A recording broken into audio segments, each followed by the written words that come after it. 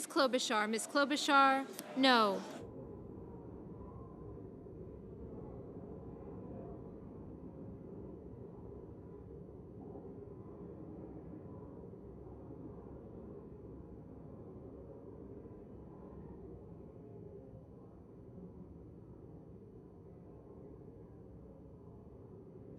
Ms. Cantwell. Ms. Cantwell, aye.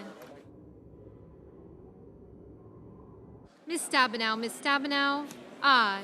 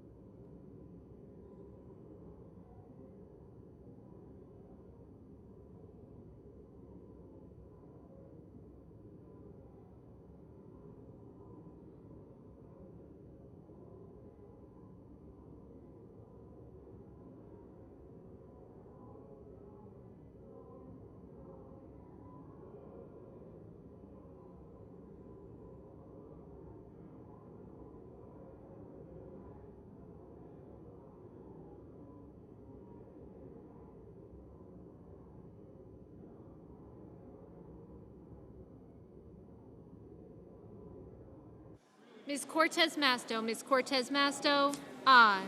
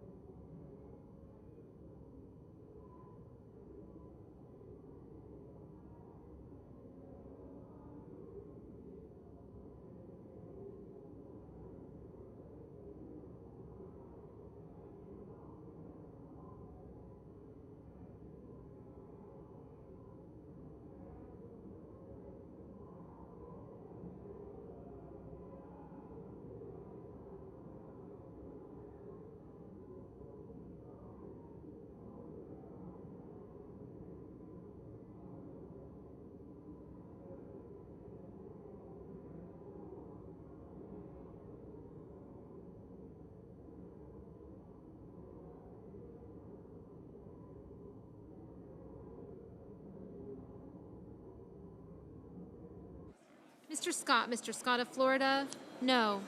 Okay.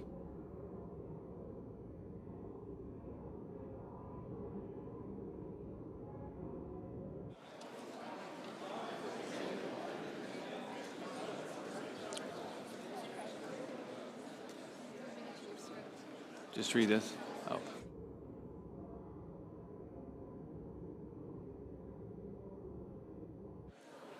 Are there any members in the chamber that are wishing to vote or change their vote? On this vote, the yeas are 67, the nays are 27.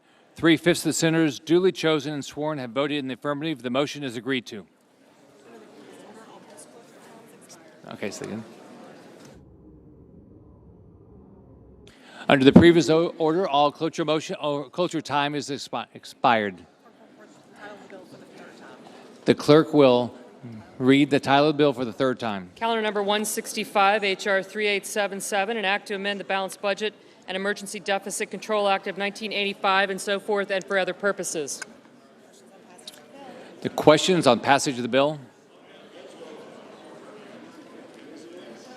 Yeas and nays? Is there a second? Appears to be. Is there sufficient second? There appears to be. Clerk will call the roll. Mr. Alexander, Ms. Baldwin. Gotcha. I do.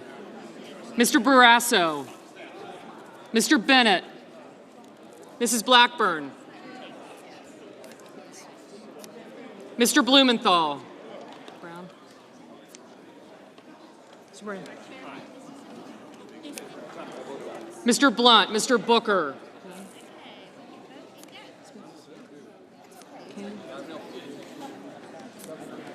Peters. Sir, thank you.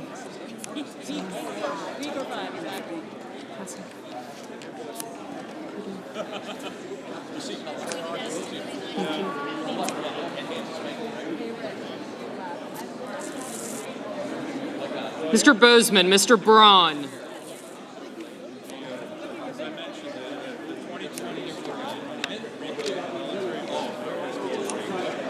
Thank you.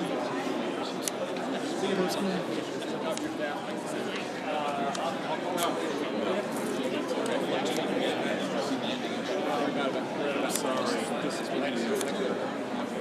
Mr. Brown, Mr. Burr, Ms. Cantwell,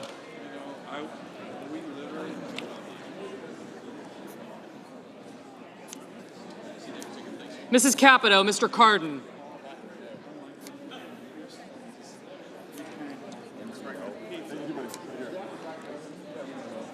Mr. Carper, Mr. Casey,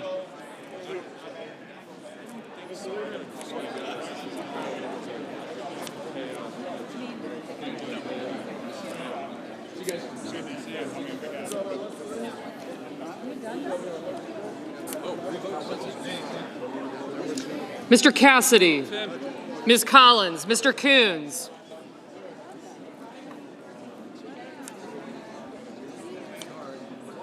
Wyden,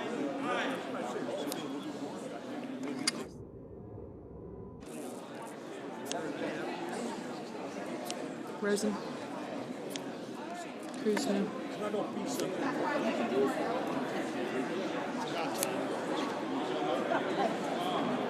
Mr. Cornyn, Ms. Cortez Masto, Mr. Cotton, Mr. Kramer, Mr. Crapo, Mr. Cruz, Mr. Daines. No?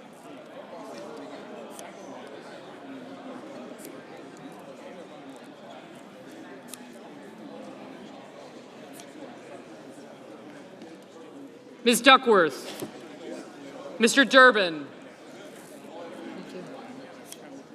Mr. Inze, Ms. Ernst, Mrs. Feinstein, Mrs. Fisher, Mr. Gardner, Mrs. Gillibrand, Mr. Graham, Mr. Grassley, Ms. Harris, Ms. Hassan, Mr. Hawley, yes, sir. Mr. Heinrich, Ms. Hirono, Mr. Hoven, Mrs. Hyde-Smith, Mr. Inhofe, Mr. Isaacson, Mr. Johnson. Thank you. Gotcha. All right, so we'll let you know, but let us know. Mr. Jones, Mr. Kane, Mr. Kennedy, Mr. King, Ms. Klobuchar, Mr. Lankford, Mr. Leahy, Mr. Lee, Mr. Manchin, Mr. Markey,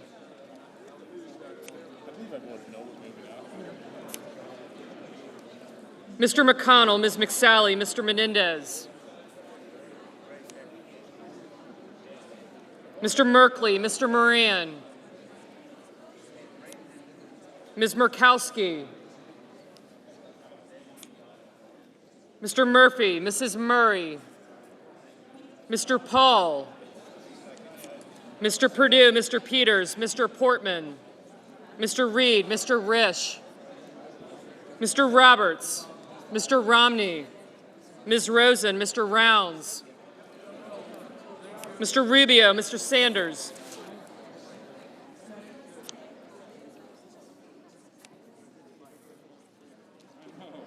Mr. Sass, Mr. Schatz, Mr. Schumer, Mr. Scott of Florida,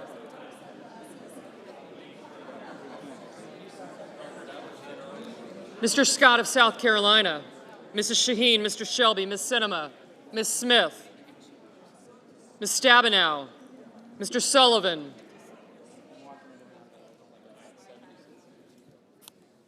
Mr. Tester, Mr. Thune, Mr. Tillis, Mr. Toomey, Mr. Udall, Mr. Van Hollen, Mr. Warner, Ms. Warren, Mr. Whitehouse, Mr. Wicker, Mr. Wyden, Mr. Young. Ms. Fisher?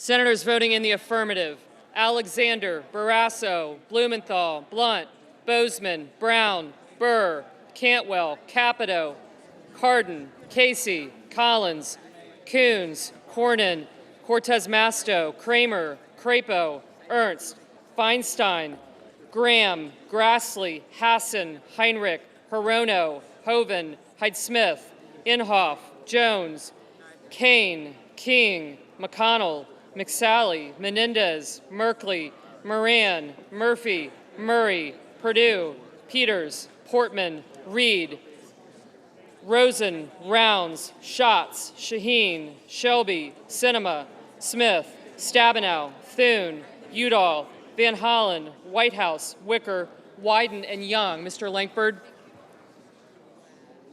Ms. Baldwin? Aye. Senators voting. Ms. Murkowski? Aye. Senators voting in the negative: Bennett, Blackburn, Braun, Cassidy, Cotton, Cruz, Daines, Enzi, Fisher, Gardner, Hawley, Johnson, Kennedy, Klobuchar, Lankford, Lee, Manchin, Paul, Romney, Rubio, Scott of South Carolina, Tester, Tillis, and Toomey.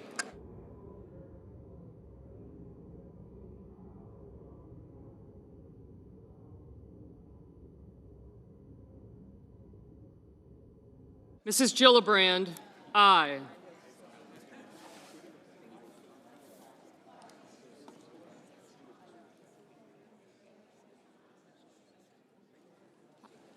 I did.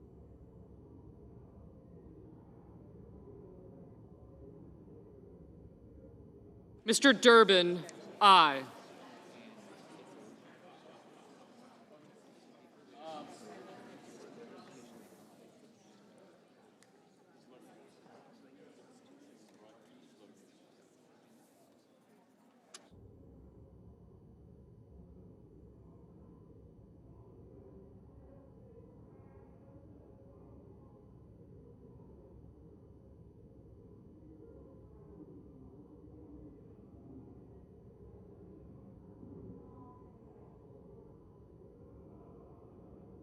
Mr. Scott of Florida? No.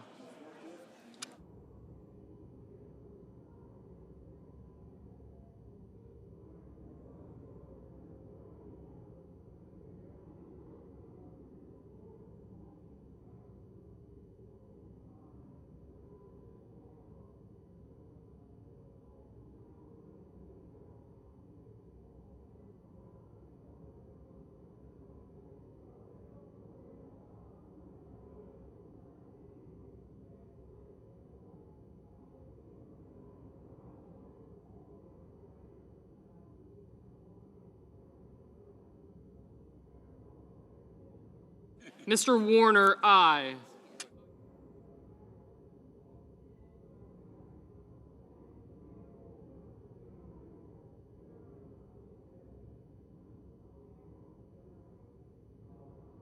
Mr. Sullivan? Aye.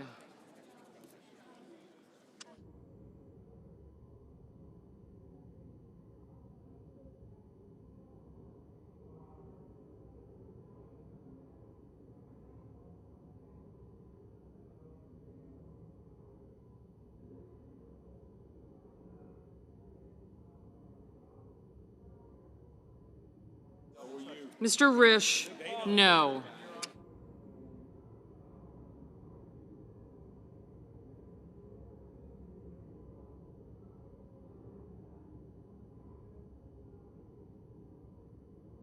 Mr. Carper, no.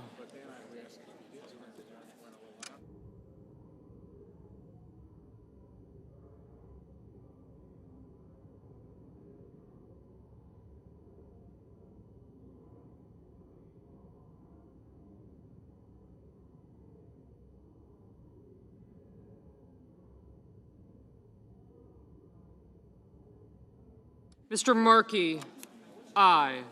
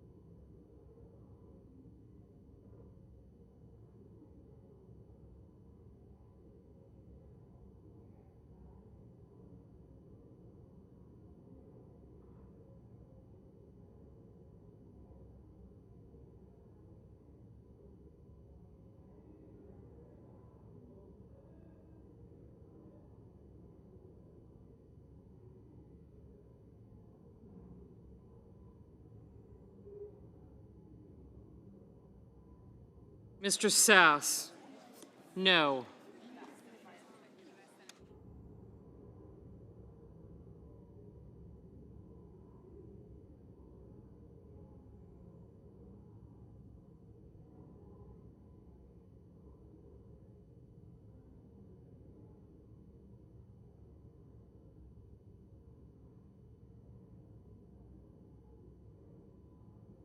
Ms. Duckworth, aye.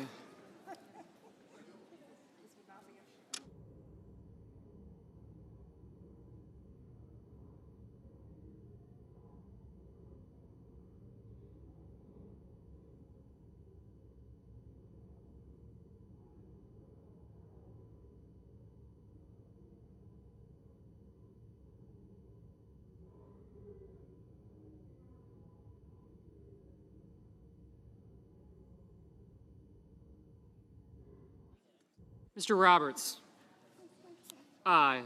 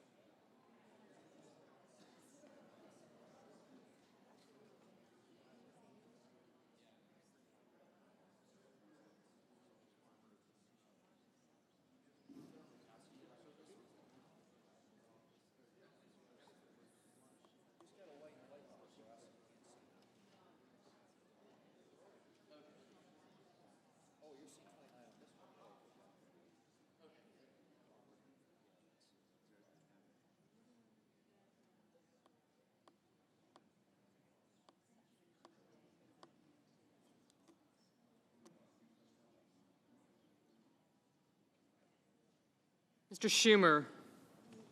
Aye. Mr. Leahy. Aye.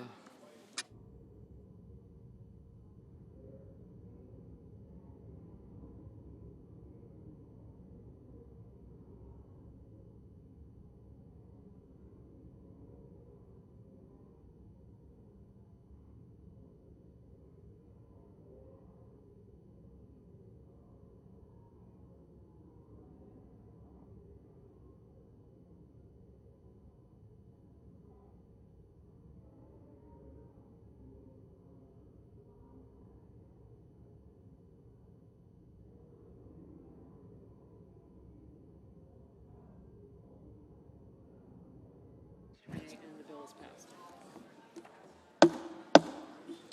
Are there any senators in the chamber wishing to vote or wishing to change their vote?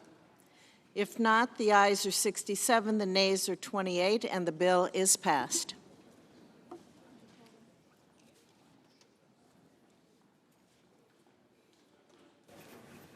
The senator from Texas. Madam President, I ask unanimous consent that the Senate be in a period of morning business with senators permitted to speak therein for up to 10 minutes. Without objection. Madam President,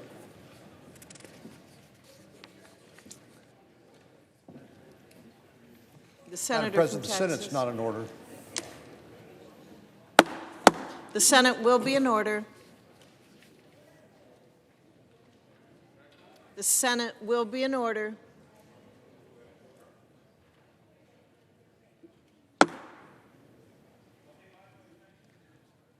The senator from Texas. Madam President, when the Senate gavels out at the end of this day, members will head home for the August work period to spend time with our constituents and family. I, for one, am eager to get back home to Texas and spend time with folks in about every region of my state. I have the honor of representing roughly 28 million people, and it takes a little bit of time and effort to get around the state, but I'm looking forward to it. I'll have the chance to highlight some of the work that we've been doing here in Washington, and yes, hear from my constituents, my fellow Texans, on what they care most about, what they agree with, what they disagree with, and everything in between. With the passage of this bipartisan budget deal, we've now taken care of our final piece of business for this work period. The funding agreement we just passed will provide stability for our nation through 2020 and deliver on some of the administration's key priorities. It's been the result of extensive negotiations between President Trump and Speaker Pelosi and represents a compromise between two sides that typically don't agree on much. And yes, compromise is still not a dirty word. It's the only way things get done around here. But obviously, this agreement is not perfect.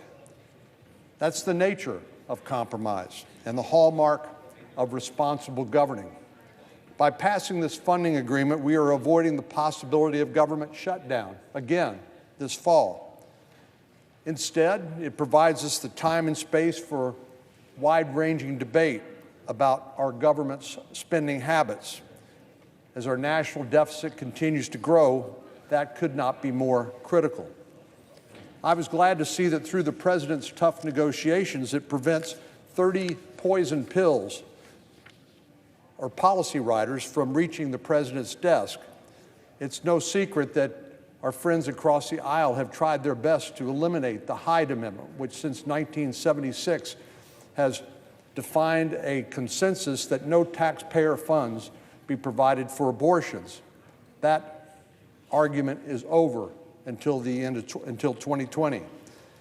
We also know there will be no Green Deal done, no undoing of the President's regulatory reform through the back door. Most importantly, though, this funding agreement invests in our military. If there is one priority for what we ought to be doing here as elected representatives in the federal government, is provide for the common defense and for our national security. This funding agreement provides the Pentagon the predictability and flexibility they need in order to keep our country safe today and tomorrow. A predictable and steady budget gives our military leaders the ability to plan for the future and it allows them to invest in the innovative and cutting-edge tools our service members need and ensure that when the call comes, we are ready.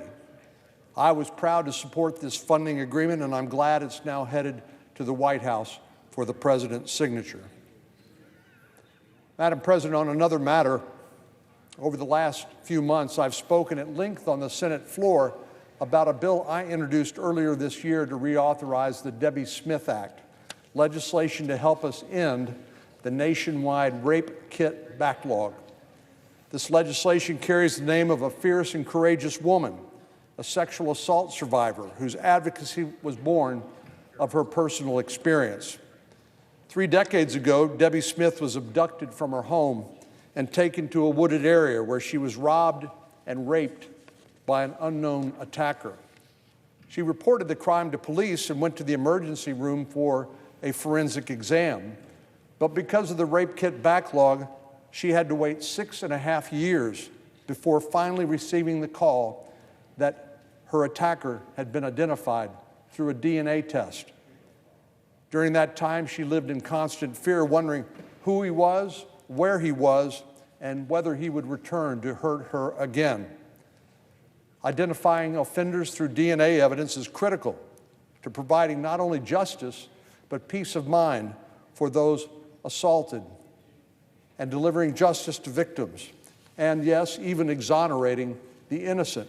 The power of DNA testing is such that it can essentially rule out people from being the potential, being the alleged assailant or the actual assailant. So this is really important for a number of reasons. And sharing this information across state lines through the federal system can help us identify repeat offenders who would otherwise go undetected.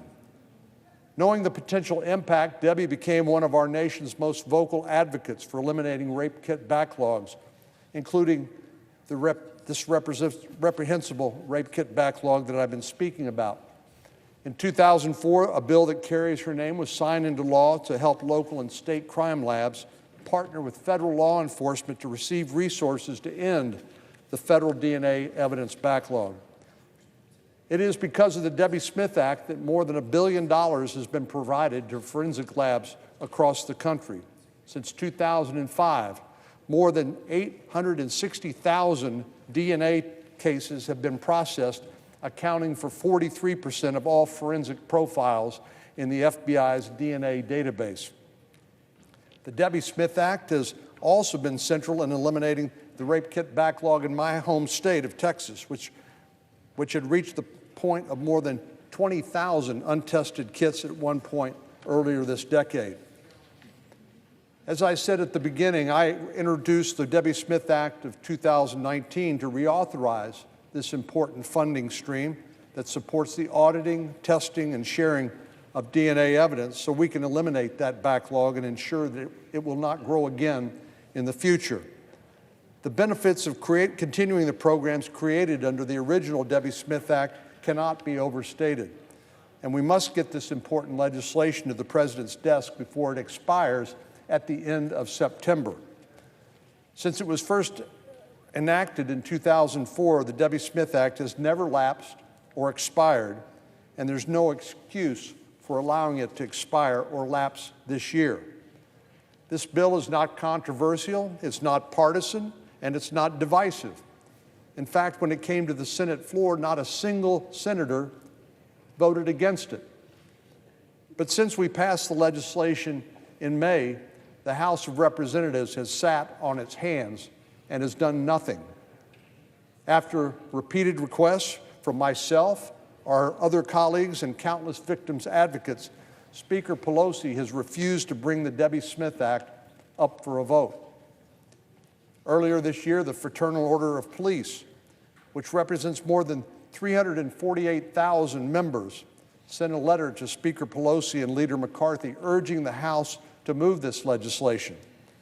We also heard from the National District Attorneys Association, RAIN, the Sergeants Benevolent Association, and several other law enforcement and victims' rights groups who are fully supportive of this legislation. All of us are ready for the House to act. I urge Speaker Pelosi to take up the Debbie Smith Act once the House returns to Washington in September and before it expires or lapses. It is simply unconscionable to let unrelated partisan bickering stop a bill that brings justice to victims.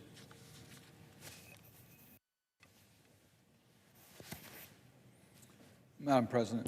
The senator from Maryland. Thank you, Madam President. First, I want to compliment the leadership in being able to come together on a budget agreement. This was a good day for the United States Senate, good day for Congress, and good day for the American people. We now have predictable spending caps, not only for the fiscal year that begins October 1, but for the following year. So this is good news. It provides the predictability we need in order to have an orderly process for the consideration of the appropriation bills. When we return in September, it's our anticipation that the House and Senate Appropriations Committees will be hard at work, and we'll have an opportunity to get our work done prior to the beginning of the fiscal year on October 1. I want to just explain why I think this was the right vote and why I proudly supported it. It provides a reasonable growth rate for discretionary spending. If you look at the trend line over several decades, you will find that discretionary spending has become a smaller and smaller part of the federal budget. So we've held back on discretionary spending in this country, whether it's defense or non-defense needs. And those needs have grown, and we have not kept up with the needs of funding these programs. And this budget agreement will now give us the opportunity to set priorities and be able to move forward with many important programs that are funded by discretionary spending. Once again, discretionary spending has grown much slower than the growth rate of our budget generally. So it is a reasonable expectation that we can meet the needs of the people of this country by allowing some growth. So what does it mean? Well, this past week, the Environment and Public Works Committee has recommended a transportation reauthorization bill for surface transportation that would grow by about 10%. I think everyone in this chamber understands that we have tremendous unmet needs in transportation infrastructure in this country. These caps give us a better opportunity of meeting those types of needs. Tomorrow I'll be in the city of Bowie, which is not far from here, meeting with the mayor, who has a simple request. His drinking water pipes need major maintenance or replacement. There is not enough capacity within the ratepayers in order to be able to do that work. He needs the federal partnership, the state revolving funds or other areas in order to help fund a modern water infrastructure so that we have safe drinking water in our community. These budget caps, again, give us the opportunity to move forward on programs like that so the federal government can help us meet our needs. I'm proud in the state of Maryland, we have the National Institutes of Health that are located and headquartered in our state. We're all very proud of the work that they do. They're unlocking the mystery of diseases in this country. We need to fund them. At the present time, so many worthwhile grant applications go unmet and unfilled that could discover how we could deal with some of the most dreaded diseases in our country. Funding NIH is in our national interest, but we've been held back because of the budget caps that have been in place. This allows us now to move forward with that priority. This is the year that we prepare for the census. We only do that every 10 years, take the census of our country. This budget will allow the Census Bureau to have the tools so that we can accurately count the people in this country. Why is that important? It's in the Constitution, it's important, but it's important so that we do proper legislative representation in the congressional districts as well as in the state legislatures. That give us the numbers so that communities are properly represented so their voices can be adequately heard. It's also used for the distribution of federal funds so that proper distribution can be made to the people of this country. I could go on a whole list of issues that are important. Every one of them's important. We'll set the priorities, whether it's child care or dealing with our veterans. We all talk about how we want to make sure we do what's right for our veterans. We know that there are a lot of unmet needs. This budget will allow us to move forward in that area. I'm proud to represent the state of Maryland that has major urban centers. This bill will allow us to deal with some of the challenges that we have in our urban centers. I also represent rural Maryland. This bill will allow us to move forward with their needs. We'll be able to move forward in education, which is what should be our top priority. It's a great equalizer in this country. Now the appropriators will have to make those judgments on priorities, and we'll have to reconcile between the House and Senate and get the president's signature. But that's what we should be doing, setting up the priorities for our country, but having a reasonable pool of money to deal with discretionary spending. We've been denied that many years. Now we have the opportunity to really do what Congress should do and set the priorities for this country. In addition, we have one other area, let me just mention, is the drug problems. I probably have more meetings in my state on dealing with the drug crisis. It's in every community in Maryland and this nation, and I hope that we'll see increased federal participation in that area. Another part of the budget agreement was to extend the debt limit for 2 years. Now, Madam President, this to me is one of the absurdities of what we do on debt limits. We incur money, we incur debt, and then we put a limit as to whether we'll pay for the bills we incurred. You don't default on your debt. That's not what America's about. We got to control what we spend, but we have to pay for what we spend. And we have to honor our debt. So our credit ratings were at risk. The Secretary of Treasury made this one of his top priorities. I agreed with him on this issue. And now we no longer have the fear that America will not honor its debt. The bill also gets rid of sequestration. Good riddance. This was put in as a placeholder for us to deal with the budget deficit. It didn't work in that way. All it did was cause uncertainty, and in many respects would have required across-the-board cuts.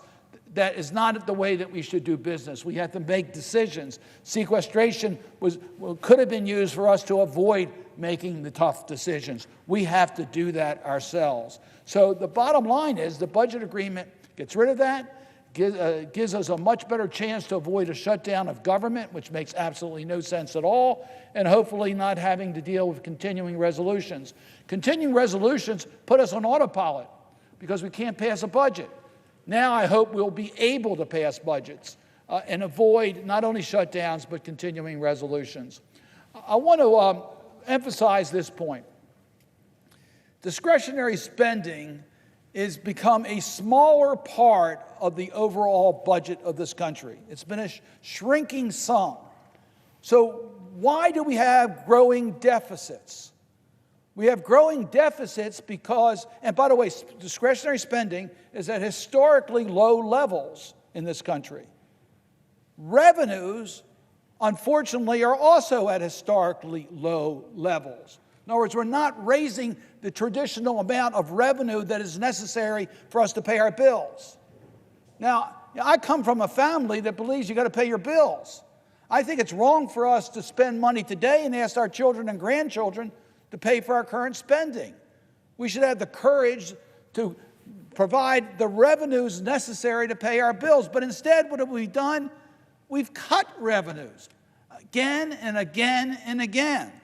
So our deficit today is not sustainable. We have to deal with it. But the major culprit has been these irresponsible tax cuts, the last of which went primarily to the wealthiest people in this country. According to the Congressional Budget Office, will add $1.9 trillion to the deficit over the next decade. That's the culprit of the deficits, and that's what we should be dealing with. And I heard a lot of my colleagues come in here and lament this agreement saying it's going to add to the deficit. Some of those are the same people who voted for the tax cut. Let's be direct about this. We have to have the revenues necessary to pay for what we incur in spending. And yes, there's another area that we can do better, and that's in healthcare spending, much of which is mandatory spending. It's not discretionary spending. These are bills the appropriations that have to be made. And we can do a much better job in reining in the cost of health care. We had a chance to do that this week. And we didn't take full advantage of that. I'm a member of the Senate Finance Committee. We passed a bill to deal with the escalating cost of prescription drugs. Today in Maryland, I've been told 1 out of every 4 healthcare dollars is spent in medicines. So if we can, and we pay so much more in America for medicines than in the other industrial nations of the world. So yes, we have recommended to the Senate body a bill to deal with the cost of prescription medicines. It will deal with the issue of putting a cap on how much you can see escalation of current drug prices. It will put a cap on how much out-of-pocket costs the people in Medicare Part D will have to pay. That's good. They're two good things. But we had a chance to really make a difference by eliminating the prohibition in the current law that prevents Medicare from negotiating the cost of medicines. Think about that for one moment. Where else do we do that? Do we tell businesses that they can't leverage all their buying to get the lowest possible price? But we tell Medicare they can't leverage the total market that they're paying in order to get the best price on prescription medicines. What does that mean? That means we are overpaying. Whether you're paying it in Part D premiums, you're paying it in private insurance premiums, or you're paying as a taxpayer, we're paying too much for medicines. That's the primary reason why the international price on medicines is so much lower than what we pay here in America. And we had a chance to deal with it this week, and we didn't. We'll have another opportunity when the bill comes to the floor. And I hope we'll do the right thing by removing the prohibition that's in current law on negotiated price. So, Madam President, I am very pleased we got this budget agreement done. No, I'm not pleased about the deficit, but recognize the deficit. We need to deal with revenues, and we need to deal with costs like prescription drugs, which were not part of today's vote. So I hope when we return in September, the goodwill that we've used in order to get this budget agreement done will continue. The appropriators will be able to reconcile their appropriation bills before October 1, so we don't need continuing resolutions and there's no threat of a government shutdown. And then I hope we'll have the same type of bipartisan commitment where people have expressed their outrage on the growth of the deficit to deal with the real causes of the deficit. We'll have a chance on prescription medicines to deal with those costs, and let's have the courage to sit down and make sure we raise the revenues we need in order to pay for our expenses. With that, Madam President, I would yield the floor. Madam President. The Assistant Democratic Leader. Madam President, today I rise on my behalf and behalf of Senator Tammy Duckworth to express my condolences to the family of Specialist Michael Isaiah Nance.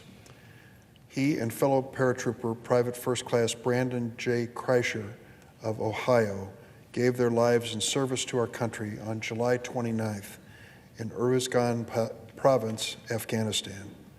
The early reports on their deaths are that they were shot by an Afghan soldier at a military base, a so-called green on blue attack, and the incident is under investigation. Isaiah was 24 years old. Isaiah was the 96th Illinois service member killed in Afghanistan since our invasion began in 2001, and one of 2,289 American troops who've died there since that invasion.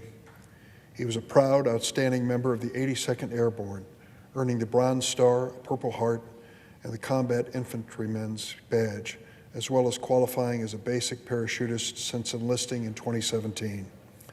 As a member of Nance's family noted, and I quote, "He loved his country and wanted to serve his country. He died doing something that he loved." Isaiah had arrived in Afghanistan just a few weeks ago, shortly after a trip to Europe with his mother, Sean Gregoire.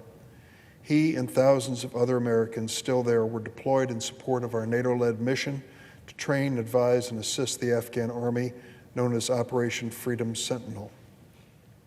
As fate would have it, when uniformed Army personnel arrived at his house to break this terrible news to his family, much of the family had already gathered after the funeral of Nance's great-grandfather, Sam Forrest Jr., who had served in the United States Army in the Korean War.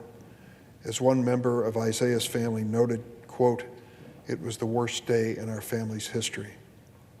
Isaiah was raised by his mother and grandparents in Chatham on the south side of Chicago. He attended college in Florida. After 2 years, he insisted to his mother that he wanted to join the Army. He wanted to continue his family's tradition of military service, not only as his great-grandfather had, but also as several members of his family still do, serving in the Chicago Police Department. He told his mother that he wanted to pursue his dream and promised her that after it was over, he would finish his degree. Shortly after enlisting, he completed basic training and earned his wings at the Airborne School at Fort Benning, Georgia. He became an automatic rifleman assigned to B Company, 1st Battalion, 505th Parachute Infantry Regiment of the storied 82nd Airborne Division. The motto of the 82nd Airborne is "Airborne all the way." Isaiah lived every bit of this motto in his faithful service to America and with his family and friends. He enjoyed wrestling, traveling the world, and cheering for his beloved Chicago White Sox. He was a foodie who loved good soul food, and perhaps more especially, he loved spending time with his younger brother. As a member of his family noted, he was energetic, athletic, funny, humble, all the things you'd want your kid to be. Madam President, every member of the Senate would be proud to have a son like Isaiah, and every member joins me in expressing our condolences to his family at this painful moment and grieving with them over Isaiah's bright light ended all too soon. Madam President, I yield the floor. Suggest the evidence of quorum. The clerk will call the roll. Mr. Alexander.